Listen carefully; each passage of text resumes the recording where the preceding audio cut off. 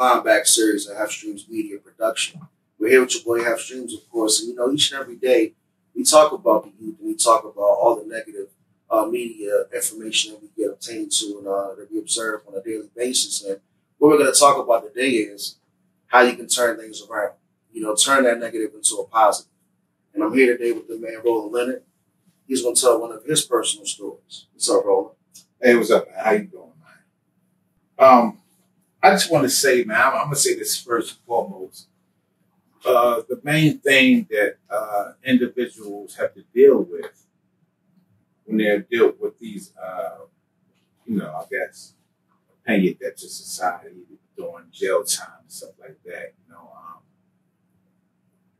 a lot of us fail with when you come home, you're dealing with people talking to you a certain type of way. It's basically it's a form of institutionalized.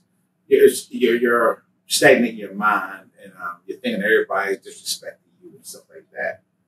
And that I know that was my main issue. It wasn't working. I wasn't lazy. I was in a tip-top shape, when I was in jail. And well, Roland, before you go even in too deep, like tell everybody who you are, and tell everybody, what we're here to, actually talk about. And we know where you're gonna go. Tell you more about that. Matter of fact, introduce Ron to the people. That's my man, Ruck. We call him Ruck, man. His name is Ruck. That's what we call him, Ruck. He's a major piece to my success the wrong way. But you gotta say, man, this guy, man, he's living a legit life, man. He's overcame some things. When I came home acting stupid multiple times, he tried to tell me. He was the reason, he was the guy that I originally went to, said, "Now look, I need this. I'm gonna go. I can make a fortune."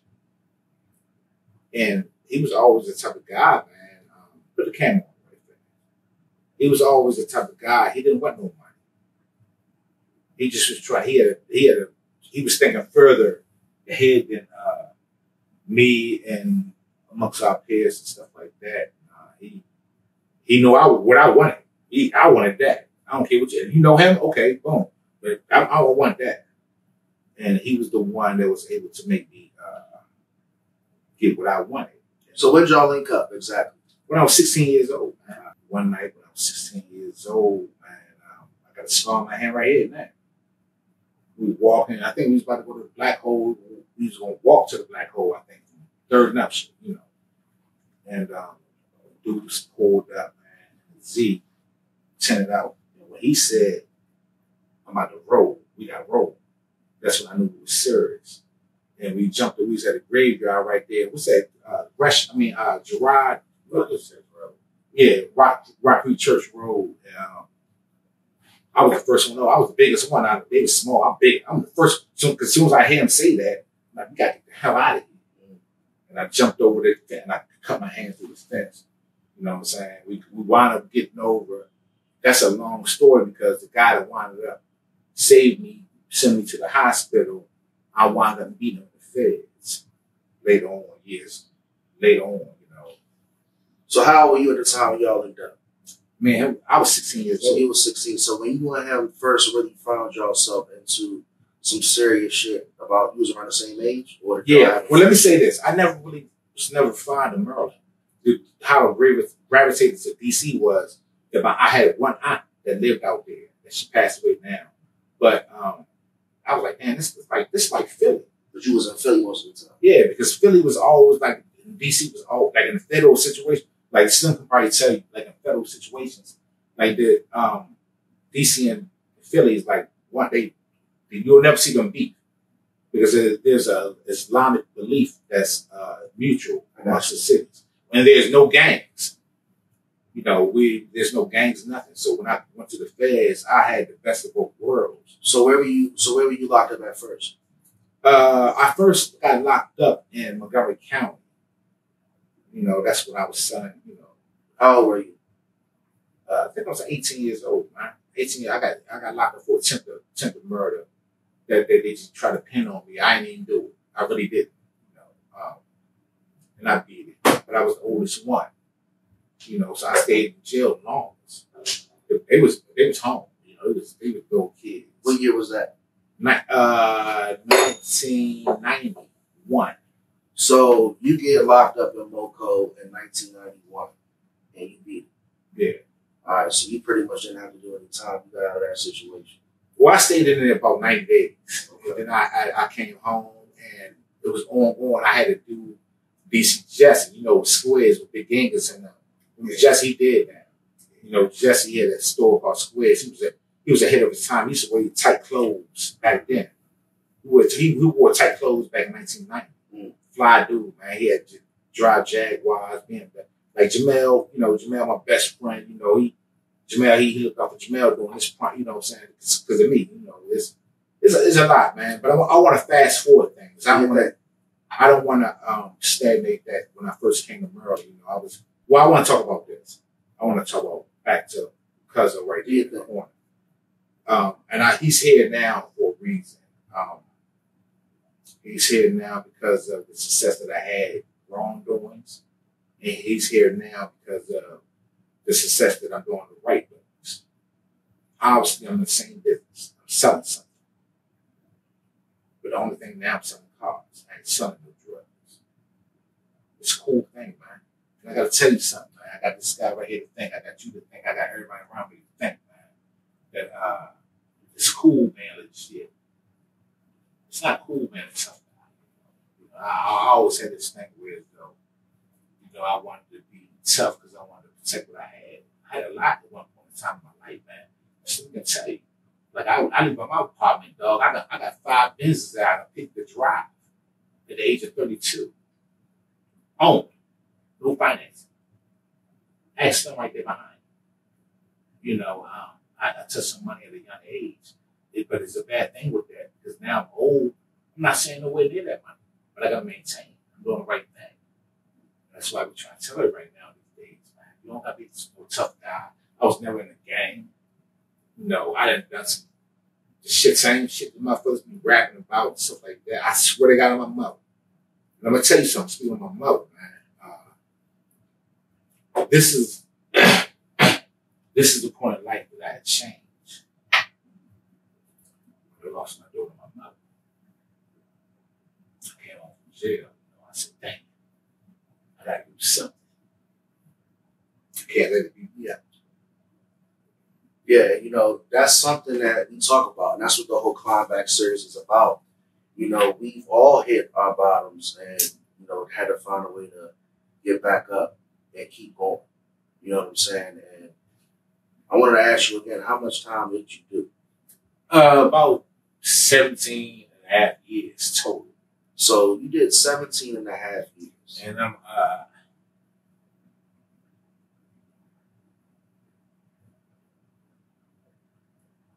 48. 17 and a half years, you're 48 years old. And I met you at a time in your life to where if I didn't know, and if you never told me that, I couldn't have assumed, I guess, that you went through that experience. And to me, I've always known people who, been in jail, been locked up, but I've never really met people come back from the other side. And the Climb Back is everything that it's about. We try to talk to people and share your story. But go ahead. And I want you to, tell me how you turned it around and at what point were you humbled enough to be able to be a whole different man. Well, it was easy for me to turn around because I always wanted some money, My pride, I got a lot of pride, I'm a Virgo, I got a lot of pride. So, I said, no matter how I do it, I'm going to give me some money. Even while I work here now, I think I was second in sales last month. Right now, I'm running first. So what do you do now? I sell cars for them. Okay. I sell cars, so that's how I convert it. I convert over it. I look at that like stupid. And it really is, And what I try to do is I talk to my kids and just cut this off. All right, cut. Take some time. So as you guys know, and I told y'all before, when we have these episodes of the Climb Back series, some of these conversations can get a little tough. You know, these conversations get very deep, very personal. And I don't always know where it's really going to go because, yeah, we do have a game plan coming in, but once we get into these stories, it gets pretty real. So my man Roland, you know, he had a moment, you know, we had a chance to talk about it right after we broke the first part of the episode. Unfortunately, we couldn't get any audio, but when we had the conversation, you know, Roland basically said that there was just some points that just got real tough. And, you know, I really appreciate him giving us the opportunity to go back and finish up. But, you know, didn't expect it to go there, you know what I'm saying? But he gave me the reinforcement that, you know, we're going to be able to finish this up. And that's pretty much what we're doing, man. So appreciate y'all sticking with us. It is the Climb Back series. It's your boy Hef Streams. And this is the second part to the Roland Leonard episode. So welcome back. It's the Climb Back series, man. It's your boy Hef Streams. And we're joined again by my guy Roland Leonard, man. And I really appreciate you coming back. You know, I'm excited to see where this goes today. If you guys had the opportunity and checked us out last time, it got a little tough. Tell me how you was feeling, Roland. Well, we touched on some topics that got a little emotional, man, but we overcame them. I had to take a little break, but I gave this man a man of my word. I was going to be back here, so we back here now, you know. And that's what it is. You know, the Climb Back series, we're going to talk about tough things, and that's what I told you guys about it when I brought it out. Like, we're going to talk about the good parts, and that's the best part about it. It's the climb back. But, you know, at some point, we were down, and a lot of us can relate to it. So I want to get back into it, Roland. Mm-hmm. Let's talk about the times that you did spend in jail. Tell me about that. Well, the first bit that I did, I probably was 18 years old, man. You know, we were selling crack cocaine. I think this was probably like 1990. And it was some pipe head that owed my man some money. I'm the oldest one. I think I was 18. I was charged as an adult, but they were like 17, 16. And we seen them at the 612 gas station out Montgomery County. And they started shooting at him and stuff. I was in the car with him, man, locked up. I wound up being locked up the longest. We, you know, I think they got on probation. We beating the charge. I ain't shooting nobody, you know, but that's how, that was the first bit I did. I think that was for like 45 days. But then after that, as I got older, you figure I was 18 then. I'm still selling coke, you know, dealing with people here and there in Montgomery County. It wasn't until that I had met this one guy, and well, I met several guys. But the first time you did the 45, right? The second time you did how much time? I had got sentenced to 18 months, and I done 6 months. Okay, and then the longest time was how much time? I think I done 9 years in a federal institution. So the majority of those times, you know, basically they had charged you with distribution. Distributions, firearm possession. What led me in a federal institution was the 922G law that they came out with, I think and believe in 1998, 99, with any felonies that got caught with possession of firearms, you were automatically going to the feds under the 922G law. And I fell under that law because you got to think I got caught with an AR-15 back then in 1999. People didn't have them type of guns in the street back then. Now they do, but they didn't back then. So I done a federal time like that. I wanted to violate. I get a federal institution almost 10 years of my life. Let me ask you a quick question. What type of mentality did you have to feel like you needed to possess something of that magnitude back then? Because I know it's more common now to see that type of artillery. But back at that time, what made you think you needed an AR? Well, my character, I just wanted to have something a little bit more better, you know, than with that. I know back then they had 380s, 357s, you know, 22s with extended back then, you know. But if I said, damn, if I had an AR, shit, I can be by myself, hold my shit down. You know? But back then, did you like kind of move like the way you had more respect and like admiration and friendships and relationships, or did you have a lot of times where you had to look over your shoulder? Because a lot of people, you know what I'm saying, depending on their story, some people really, you know, networked and just had a, you know, good relationship with a lot of people in the streets, and then other people had more, I guess, beef. You know what I'm saying? Well, so, I was a well-liked guy, but I was... That's what I'm asking. Yeah, I was a well-liked guy, but there was a lot of dudes that ain't gonna. Well, if you're gonna be successful, if you be doing, we're doing the same thing that they're doing, but they see you're doing a little bit more, you're gonna have some people that don't like me, naturally. But I had a lot of people that like me, fortunately.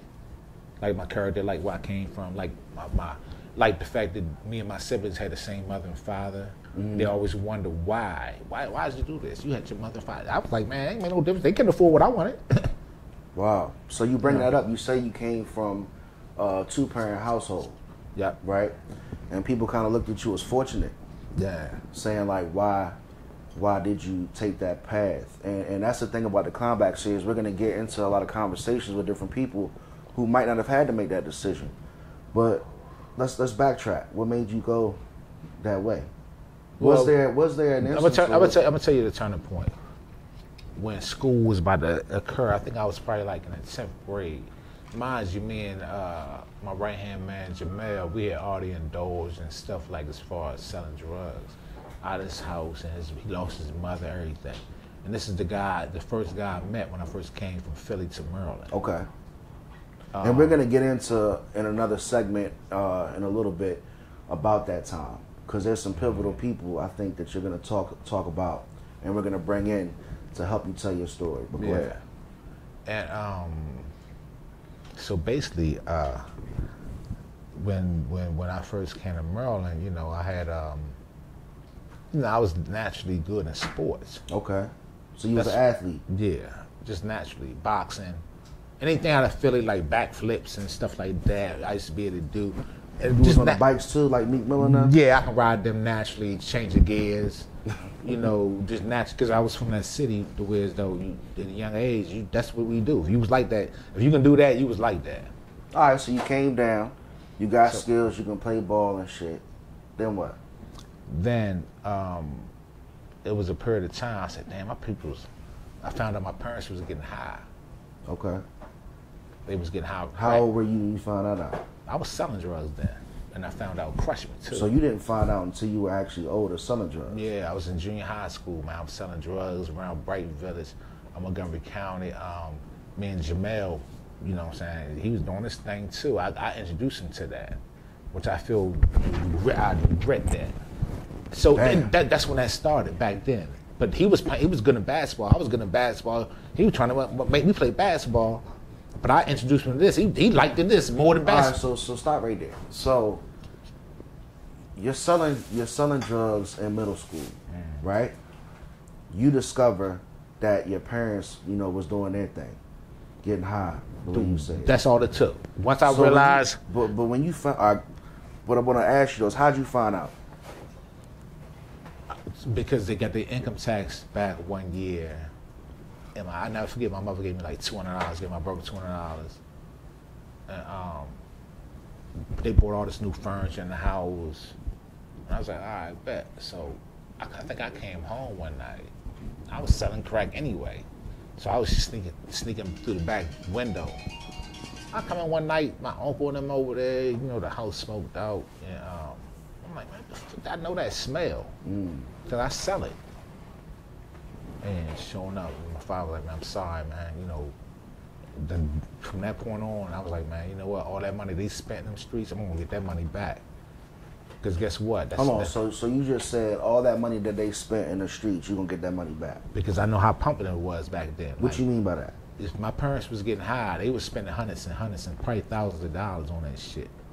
And I was like, fuck that. So in a way, from what you're saying, if I can elaborate, it kind of charged you up to go get money.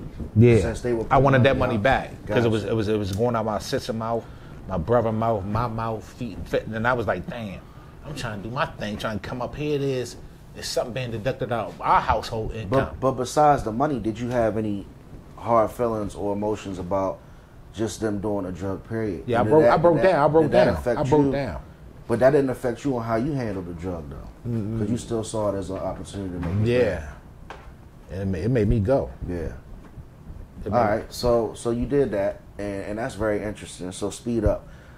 When you got the time put in front of you for 9 years with the feds, let's talk about that. All right. So Before you go in, what was your status? Where was Roland Leonard at in the streets before you got the 9-year sentence? I had just came home. All right. I had just came home from doing a state bid for distribution. For how long again? I done. They sentenced me to like 3.5 years. I done 3 years because. So you was already gone for 3 years. Yeah. Just came back home. Yeah. Did you already get back up and running in the streets in that time, or was you chilling? As soon as I came home, I was up and running. All right. Because you got to figure when I done that bid, when they gave me 3.5 years, I came home when I was 24 years old from Maryland State, for distribution, and I had 2 distribution. They dropped 1. But I wasn't getting no money. I was probably like buying like 8 for keys. That's 4.5 ounces of coke. That ain't no money. I probably had $7,000 max in my pocket back. So I come home at 24 years old, right? So then it was I got a call, something about my baby mom. I'm not gonna get into detail about that. All right. But about my baby mother, she was having problems with the dude. Her baby. Just when you came home. Yeah. And he said this and that. So I goes over there and, you talking like this. I'm 24 years old. So, I go over there heavily artilleried, and we wound up getting pulled over. Mind you, I got somebody to drive me that was out of one of the spots. I just come home for 3.5 years. Don't forget this. Yeah. This ain't nothing but like 60 days.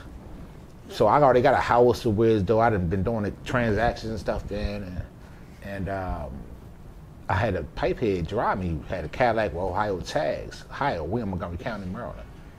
I'm heavily artilleried. We get pulled over. Make a long story short, man, that's how I caught my federal bit for the gun that I had on me. But mind you, they caught me 100 yards away from where they found the gun at. No fingerprints, no nothing. What got me, I listened to stories when I was in, before I went to trial and all that stuff, with how federal charges is, and they have a 98.9 conviction rate. And 98.9%. Who had that conviction rate? The feds, nationwide. Feds, And this is around what year? This was in 1999, 2000. So in 99, you back home for about 60 days, give or take. You get a call, put you in a situation where you get caught with the jump, right? Mm-hmm. And now you looking at how much time did they actually give you? Because I know you did 9. They gave me 84-month sentence. They sentenced you by the months, so they gave me 84-month sentence, which is equivalent to about 7 years. So, but of course I messed up. I wound up doing 9 years. Damn. So they gave you 7 years. You ended up doing 9 because you messed up. Yeah. So when you first got that put in front of you, right? When you was in court and they telling you got that time, did you already have any kids? Did you already have anything that you was worried about leaving behind? I had 2 sons at the time, and that's when I found out that. Yeah, I had 2 sons at the time. How old were your sons when you got that time? I think they were like, I want to say, my oldest son was probably like 12 or 11. My youngest son was probably 10 and 9. I don't know. So approximately your sons are right around 12 and 10 when you going in for about a 9-year time. Mm-hmm. And that's critical because, I'm sure you can remember how you were when you were 12. Yeah. And you said yourself, like, you were starting to do your shit when you was in middle school. So that's like that 13, 14 age range.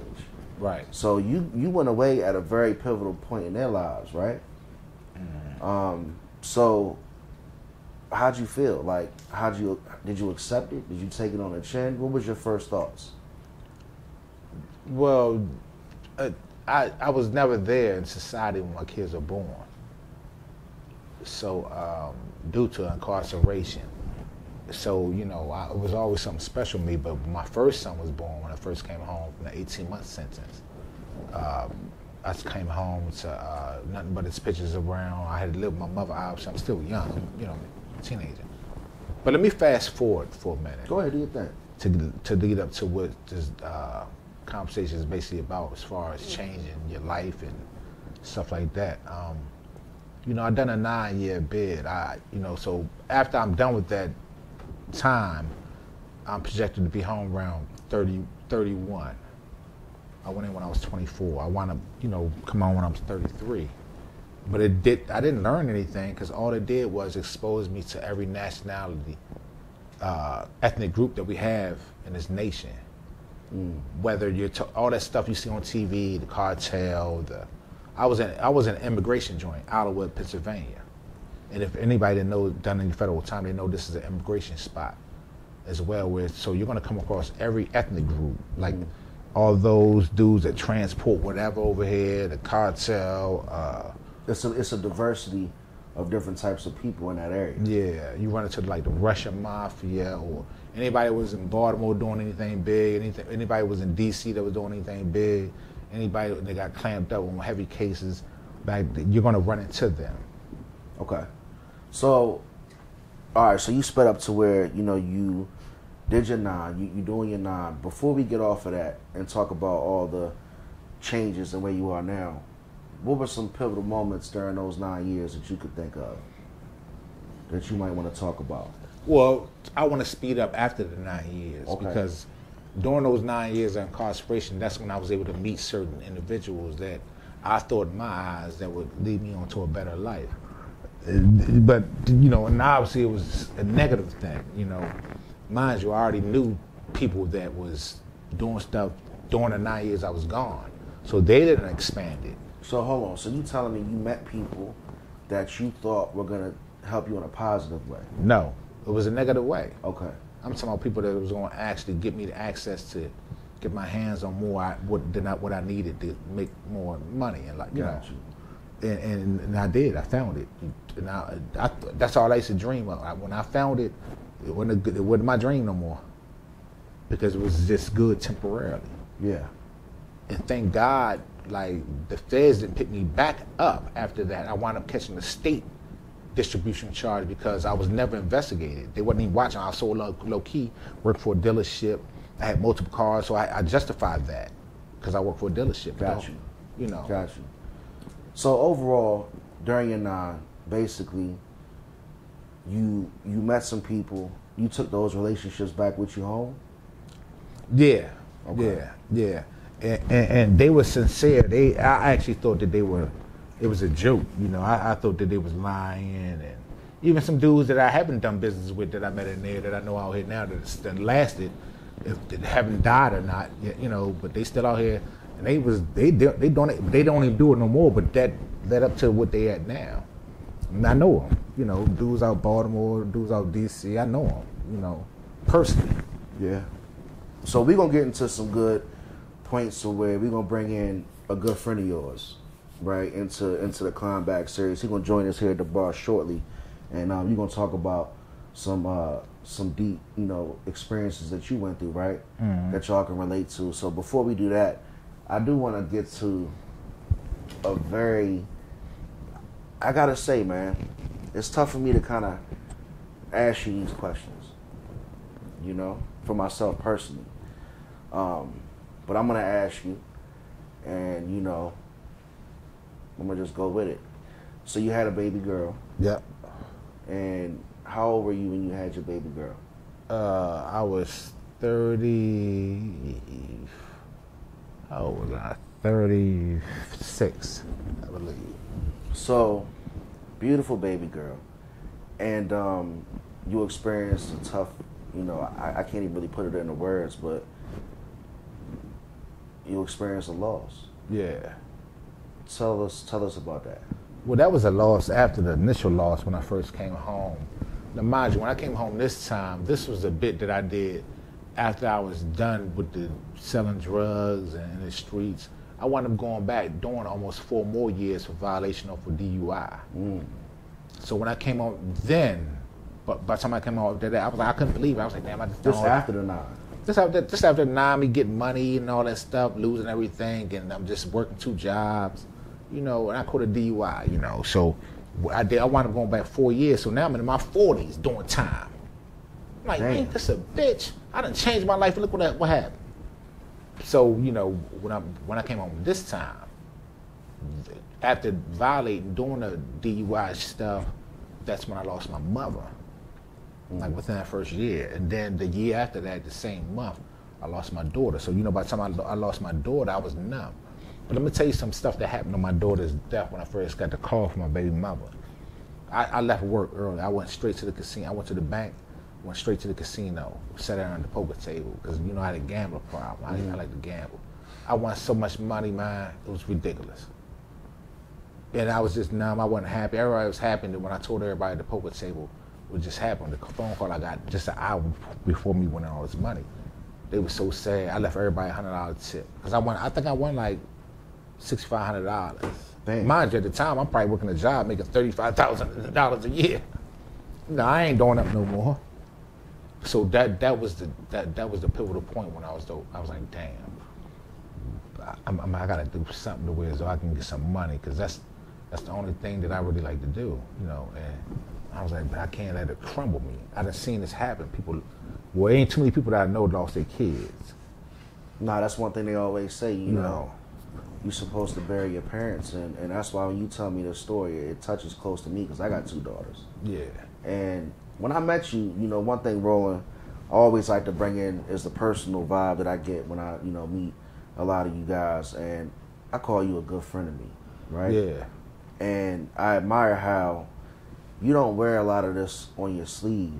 Like, a person would never know everything you've been through. And I mean, we all been through some shit. Yeah.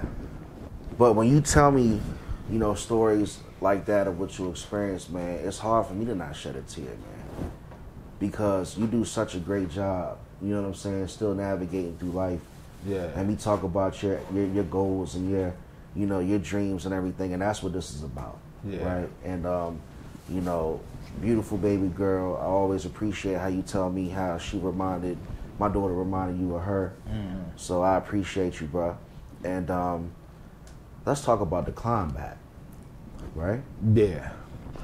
So basically the climb back it's funny because when I was selling drugs at my peak, I think I was like 33, 34, 35 during those years. This is between the years of 2005 and 2008 when I was at the peak financially ever in my life. I'm 48 years old now. At the time, what am I, 30? Like I said, 30s. 36, yeah, like, you know, so this is the time where as though, like I caught the last end of the crack era. Okay. When they still selling crack, you know. And this was after I done my Fed beef, just after I done all them bits. I wound up doing 2 more bits after this. Like I said, for this distribution that I got caught with getting the money, then after that, the violation for the, you know, traffic violations. Yeah. But I was done. Like I was done after this. And I accumulated a lot, man. I thought I did anyway. I thought it was the worst assets. You know, vehicles are the worst thing that you can invest in. You know, and I had multiple vehicles. I was working for a car dealership, man, and it was just something always about the car dealership I liked. And I'm working at cleanup. You know, I'm in a cleanup. You know, and the potential here at this particular dealership, they have such a high volume of car sales. If you're a good detailer, you can make $1,000 a week because you stay busy. Yeah. And it wound up being the way as though, I was supplying the whole dealership with coke. Damn. And like every mechanic, those mechanics was making $7-8 grand a month. Half that check was going to me. So if I got 6 of them, you add it up. And that was breaking it down. You're like, that wasn't my wholesaling shit. That was just breaking it down. They just fucking me out, man, clean up. I don't think I'm better than nobody. I'm dressed up. I'm buying cars from my dealership, though. You know, they know what's going on, you know. But the salespeople, I'm dealing with them like how, you know how it is. Right. They know what I'm doing. I'm going to clean it up. Oh, he cool, let's clean up. I'm messing with Roland, man. Let him clean your car. Let him clean it. Whole time I'm just supplying him with coke. I ain't the best cleanup guy back there. So you still ain't all the way climbed back, but you doing your thing. Yeah, but I'm making the buku money. Buying cars. I'm in a dealership young, just done 9 years, federal time, met some dude that got me, I can get whatever anybody want on Montgomery County at this time. Were you ever concerned about going back after you went back? Yeah, I got fed up because I had started going through things with my significant other and all that stuff. And then when I caught that time, that's when I lost everything. Okay. Yeah. And when was that? That was in 2008, 2009. All right. So you had several moments to where you literally, like you said, lost everything, your own words. Yeah. And you still bounced back. So at what point did it really hit you after you was doing what you was doing in the dealership when you was in cleanup selling coke to the employees and shit? What hit you and turned you around to get you on this path to where you're headed now? At what point, or did you have a moment in particular? Yeah, the female. I went through this situation with this female, and she was like, "Look, we can't do this no more." Like I had to roll out. So now you got to think. I had just started working, selling cars and stuff, man. And But you're not with her anymore. nah. But at that point in your time, she was impactful enough to help you. Yeah, she was very inspirable to me, man. She asked me. She actually is the one, like 75% of the reason why I'm here now. Wow. And that's why I stay in communication with her now. Back on the Climb Back series, man.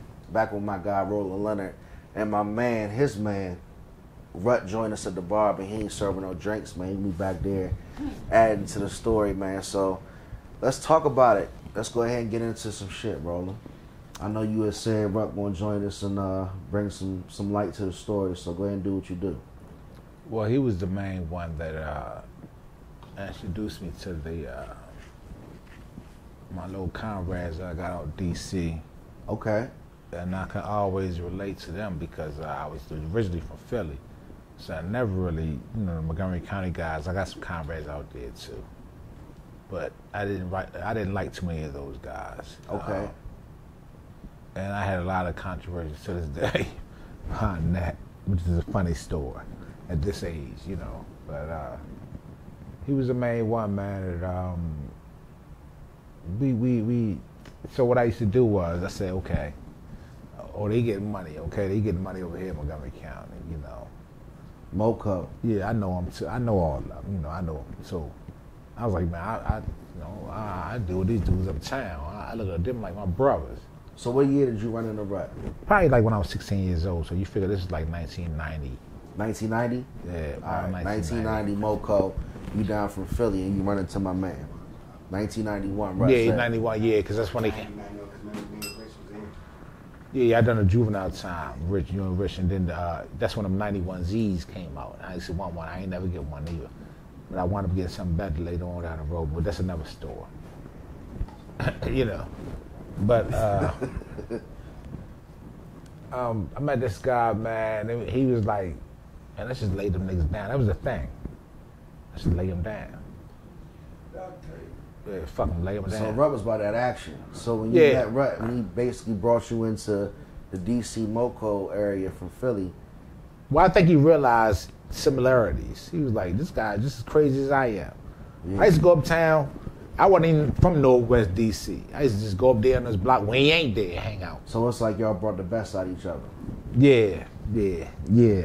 And he introduced me to some dudes, some serious dudes up there that I wound up doing time with later on down the road, which was so ironic. That I've done some serious business with. But what y'all used to say lay him down? Yeah, lay him down. So basically, I called him, I'm broke. He probably fucked up uptown, standing on the corner all day long.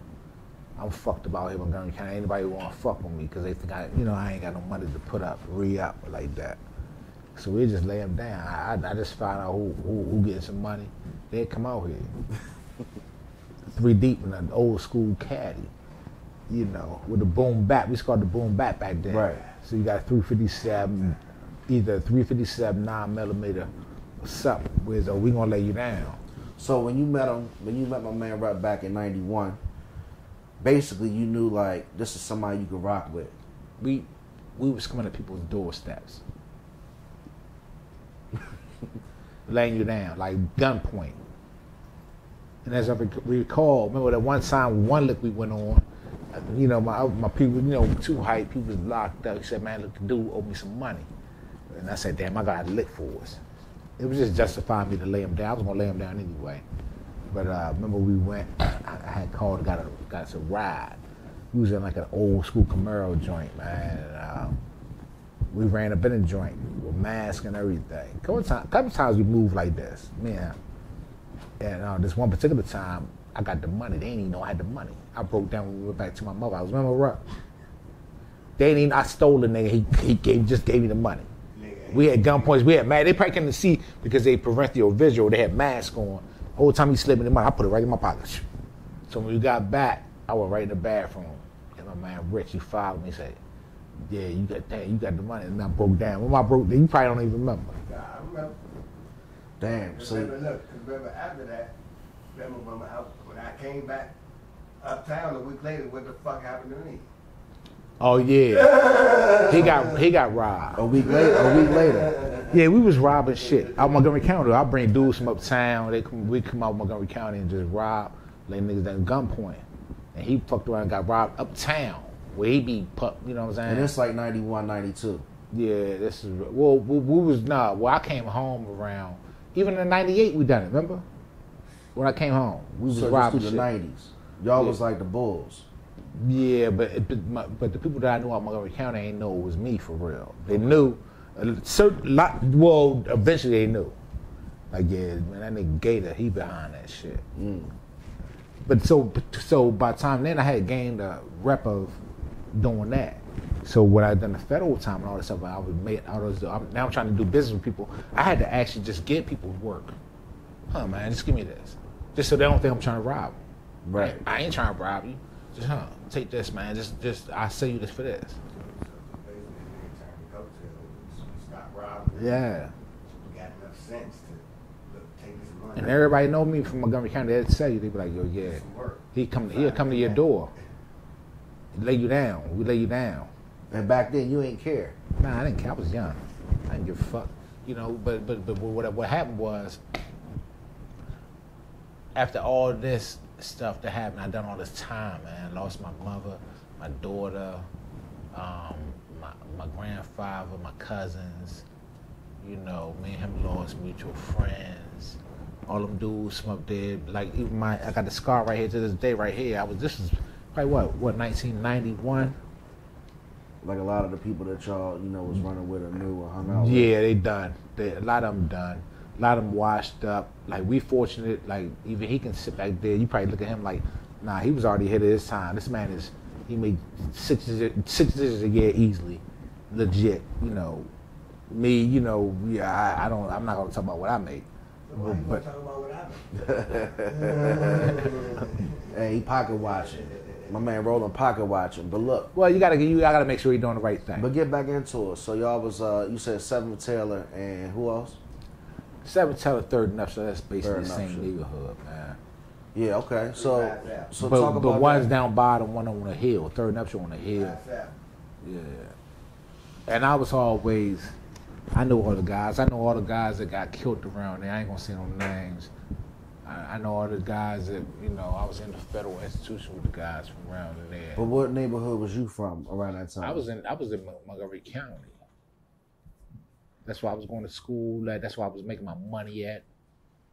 Got to the point where when I go see him, I'll make money up there. But I'm taking shorts because they, up there you can get a Brett was out Seven Taylor? Yeah. The Third Enough. All right, so go ahead. So talk about that. So that was an experience where, like I said, coincidentally, I wound up doing time with some dudes that was controlling those neighborhoods. And you can stamp that. And I used to be like, damn, I wish I could have met them. Yeah, bro, what was you saying about that when we was over there hitting the J? You was talking about somebody that y'all ain't ever do business with or something, but y'all said somebody you was talking about. Scales. Yeah. Well, not just him, but two brothers. The two brothers. When you gotta say the names. I think those were the main dudes that I was really, But I had we had some. I had my own interactions with guys, and ironically, they knew them dudes up there. So I was like in the middle, like, man, this dude was from Philly. Oh, you talking about when you was in you were basically messing people that had some affiliation with your mans back at home. Yeah. So once they knew who I knew, they said, "Oh, I bet." But when I came home and started getting money, I ain't deal with them like that. I ain't deal with them. Was they salty about that? Nah, they weren't salty. I didn't care if they were salty. You know, to be honest with you. But basically, he played a major part of my life to people that I was actually be able to know to make some moves to put some money in my pocket, some serious money. So where y'all go from putting people down and living that type of life, where'd y'all go from there? Well, he always had a vision of doing everything legit, him right there. As wild as he was back in the day, wild as I was. And you know, I just like to just be seen. I just want to have all the money. I just want to be, you know, I was like that type of guy, you know. You was flashy. Yeah, I wanted to be. I wanted everybody to know what I was doing. Was Rutt flashy? Nah, not at all. He was a guy. He was low key. Yeah, he was low key, but he didn't want that type of money. He wanted legit money. He tell right now he's never obtained the type of money that I have illegally, but that was never his goal. So that's not nothing spectacular. Right. He knew it. He's the reason. He told me. He said, "Oh, you want to be like that? You want to get it? Boy, holler at me." Right. That's what I'm doing. And then when I came home, I give you his number. Yeah, I give you his number. I give you his number. My toes. Mm-hmm. Tap on my toes. I'll be instantly plugged in. Whole time he's like, I hope this guy just do what he got to do. So he'll fly you right in. No, tell him what I told you. I mean, he. I say, look, I'm gonna give you the number, but when I give you his number, don't call me. Yeah. Say that. Well, eventually. Because he, you know what I'm saying, reiterate what he just said so that people can hear it. I'm gonna tell you what I'm gonna really reiterate. Once he gave me a number, he was buying coke from me. That's what happened. So, elaborate. It was the most beautiful time of my life, man. You get stressed out. Ain't nothing like it. You know how we get stressed out now. We just we got to go to work the next day. Not with me. I get stressed. I'm going out to Atlantic City, man. Blow me some money before they had all these casinos and stuff out here in this area. I go out there with like 10,000. I come back with who knows? I come back with I might lose the whole 10,000. I wouldn't give 2 fucks. I just need a break. So when would y'all say y'all like was really up in the 90s? When was y'all prime?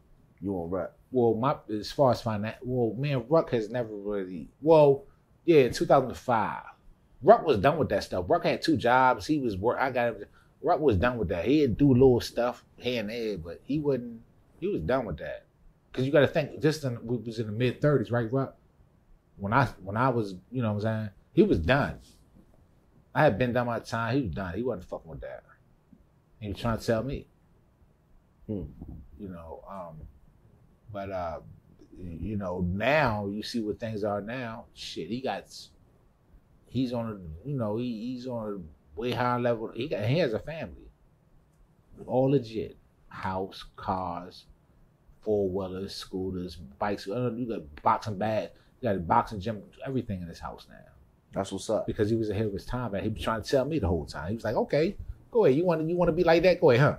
But that's what it's about. Like, we're gonna talk about that, and we're gonna talk about how we climb back, and that's what this series is focused on. So, you know, one of y'all wildest moments, man, that you willing to talk about in the climb back series. Go ahead and break it down, because we really want to show the people that's watching us how far you went to how good and where you're going now. We can always say we had positions in life where we had to make a certain decision. And you can go whatever path you choose. You know what I'm saying? You just got to deal with those consequences. That's what it's really about.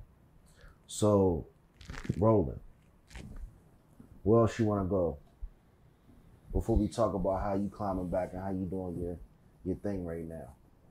Well, the good, fortunate enough for me and Ruck, man, we were able to grab hold of a situation where so we can make,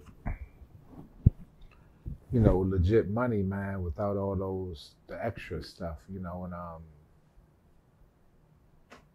fortunately enough for us, man, we don't have the result of that. We don't even think about it. Right. So, but we remember it. We talk about it all the time. Lord knows how much I talk about how much money I used to get illegally. We talk about it, but it's a thing of the past. Right.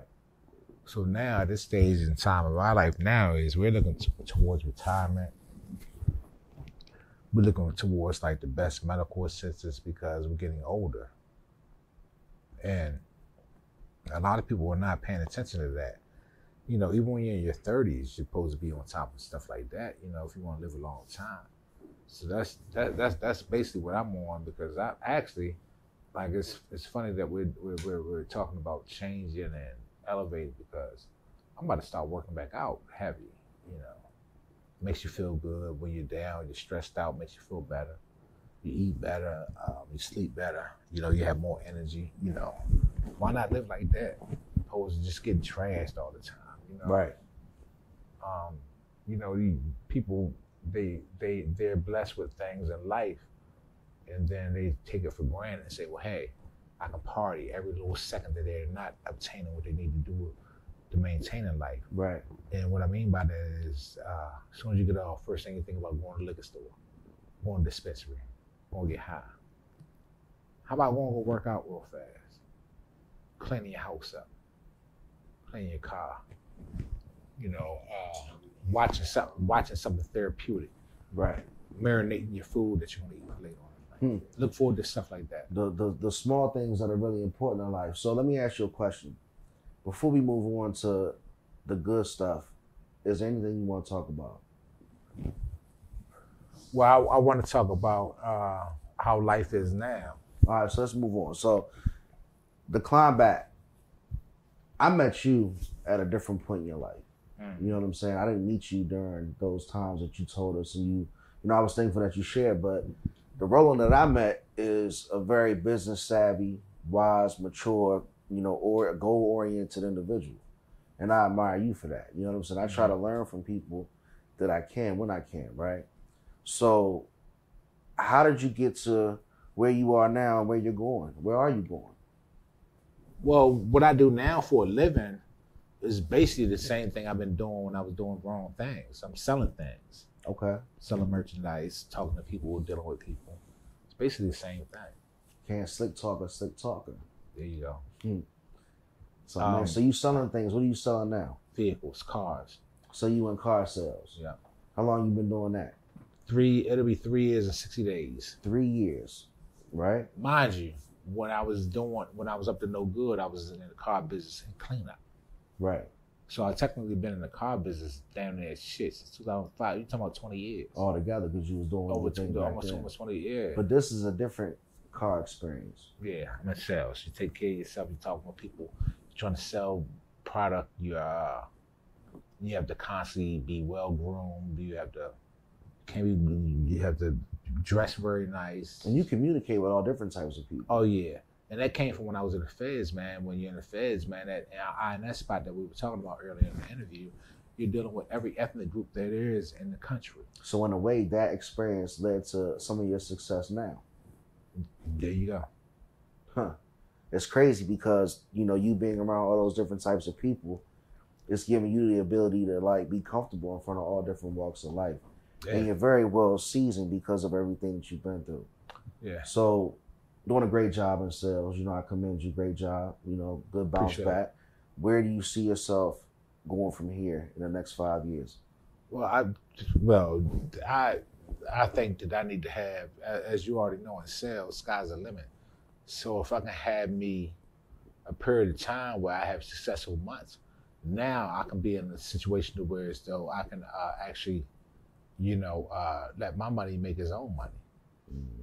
And I'll still continue to do what I'm doing because it's not no manual labor, And I think that's another reason why I'm able to be somewhat successful in the sales, even though, I got managers, obviously, one of my best friends, he's my supervisor, man, they on top of me. So they're not doing nothing but I put myself in a situation where as though if I can't expand and do better, something's wrong.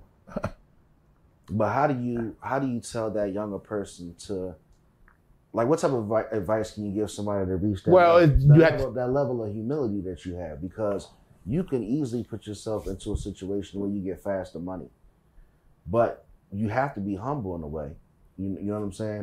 You gotta find your niche. Gotta find your niche, man. My ex that I was just with, when I think maybe 120 days me into sales, she was like, "You finally found your niche." Because I think the first month I was in sales, I done fairly well. I got a commission check. A lot of salespeople didn't even get a commission check that month. So you were just good at it. Yeah, I consider myself. It's a lot of room for improvement according to the business that we're in. But I done fairly well, and I've been doing fairly well because I'm selling stuff and I'm talking. I'm selling something. I'm talking shit like I was doing in the streets. Right. Same shit, So that's crazy, man. Like, to hear everything you've been through, man, and to see the decisions that you came out with and the choices that you made the way you are now. A lot of people can't say that they would do the same. I want to speak on this though. Go ahead. The pivotal point that led me from not even thinking about considering doing what I was doing before up to what I'm doing now was when I lost my mother and my daughter back to back within a year. That was the point to where it's though. That was it was like something telling me, what you gonna do now? Can't make no excuses now. You lost the two most closest women that you probably ever have in your life. What are you gonna do now? Sit around and use that for an excuse through life, or get up off your ass and go do something? I chose to get up off my ass and go do something, so they can be sitting up there looking at me like smiling, Yeah, you just kept going. That's what I did. A lot of people don't have that strength. So every morning I wake up, when I don't feel like waking up, I look at those ashes on my dresser right there, a little flat screen. Let me get my ass up for her, And things work out like I do, That's what's up, bro. I'm happy to see where you come, honestly, man.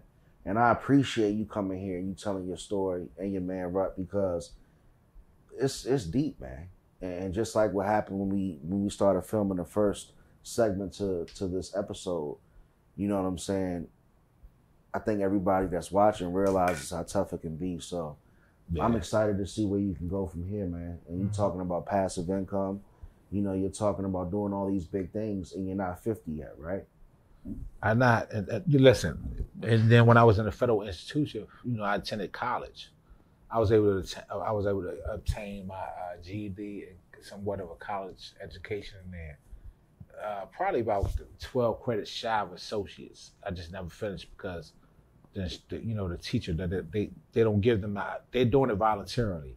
So they don't come in there frequently as if you was online or if you was out here in society going to school. They would come like once a week. So that's why I was 12 credits shy of that. But what happens is, like I said before, you have to kind of like, what I learned in college there, business management 101, what I was majoring in, you never use your own money to make money. And what I mean by that is, like, now, the way I live now, you never use your own money to make money. And now you can take that into the fact of where, though, you can say, okay, build my credit. That's why I said build your credit, because you're not using your own money. You're going off your credit, how you paying your bills. So you're not using your money. You're using your credentials. What's in your background? It goes back to business management 101. You never use your own money to make money.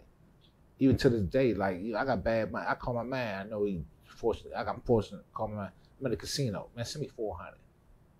I might win $600. Send me this $400 back. I want $200. I ain't use my money to make it. If I lose, fuck, that's a loss. But so, you taking the chances in business anyway with a loss. Absolutely. So basically, man, I appreciate you. You got a crazy sense about money and finances, so I'm sure you're gonna be getting it. I appreciate you coming through, telling your story on the Climb Back series, and I'm hoping, again, watching this show, that people can find a way to see the inspiration or, read your message on what you're trying to share. So I commend you, bro. I appreciate you. I wish you nothing but the best. Yeah. Same for my man right in the back of the bar. Yeah.